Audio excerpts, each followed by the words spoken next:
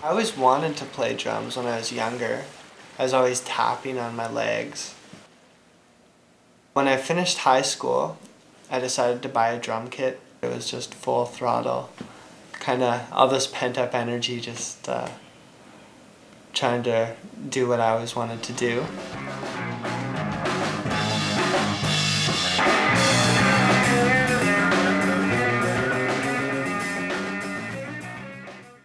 My hand was doing weird things. There's a real lack of control, and it just didn't really feel natural. There was just certain things in my playing that weren't improving. Eventually I went to see a doctor, and he diagnosed me with dystonia and told me that I shouldn't pursue drums. I knew that there was just no way I could stop, that there had to be a way around it. So eventually I just had to kind of learn different ways to do things, and now I'm playing in numerous bands and teaching drums. I've been playing drums for about 5.5 years now. Yeah. I had no experience in film at all until last semester. I made a documentary for a project for one of my classes. I just remember sitting in the editing room and thinking, this is the same rush I get when I play drums. Like, I really love doing this. And so whenever I get that feeling, it's just kind of, I know it's something I have to pursue.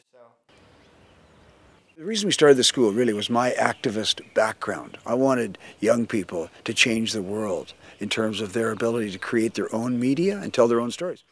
And it is just a little school in the woods on Galliano Island that never should have worked in the first place. But for some strange reason, it's turned into this creative bubble that's really managed to get the best out of all the students that come here. We started realizing, as the people that came and really, really responded to it, that it actually was, I guess, a place where dreamers get turned into filmmakers.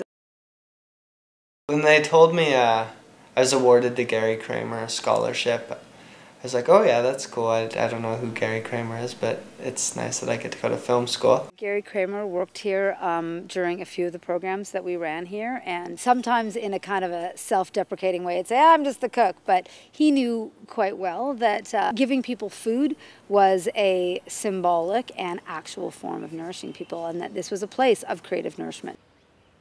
His medium was music. He had a deep understanding and respect for the creative process and really encouraged people to experience voice. He was an advocate, I think, for self-expression. Gary Kramer, who is an old friend of mine, I've known him for many years, was in a horrific car crash 3 years ago. Unbelievable. Shouldn't have lived. With the strength he found to have a positive, tremendously positive attitude about life. He became a musician. Again, but he went back to it, and he was going to become a writer, and he was, he was bursting with life. Everything is rolling, everyone is slowly coming around. Everything is holy, everything is a rolling. Everyone is slowly coming around. A year ago, he passed away. He'd had a great life. He'd gone for it. Gary went for it. I came to the realization that it was because of him that I was able to come to this school and develop my newfound passion for film. I think any artist, the reason we pursue it is because we have ideas that we're trying to get out. That's that's the only reason I practice drums as much as I did and play. If someone says you can't do something, doesn't necessarily mean you can, it just means that they haven't thought about other approaches. The only piece of advice is go for it. Go for it. Just do it. what can happen? You can just fail.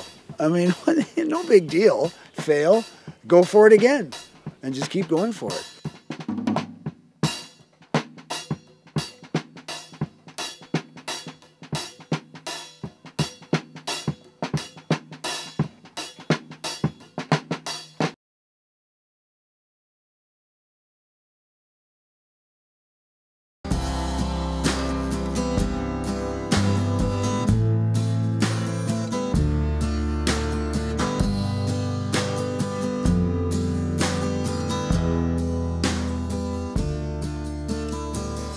All it takes is one light to see the whole world. All it takes is one light to find a pearl. All it takes is one light shining in the dark. All it takes is one light to see where you are. All it takes is one flame burning in the wilderness, giving as it takes, giving as it takes, a purity within, purity without anything left to talk about.